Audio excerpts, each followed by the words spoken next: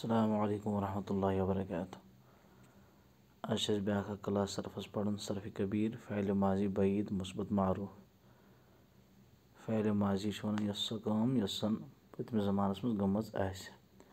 बईद one yes वारिया दूर गमज आसि। मुस्बत वन यथ मज काम पता आसि। मारूफ वन यथ मज फ़ाइल पता आसि काम करन वोल पता आसि। तमिक गर्दान बिल्कुल फ़ालस गोडनेथ पेवान काना त्रावन। काना फ़ाला कानू फ़ालू कानत फ़ालत कानता फ़ालता कुन्ना फ़ालना कुन्ता फ़ालता कुन्तुमा फ़ालतुमा कुन्तुम फ़ालतुम कुन्ति फ़ालती कुन्तुमा फ़ालतुमा कुन्तुन्ना फ़ालतुन्ना कुन्तु फ़ालतु कुन्ना फ़ालना।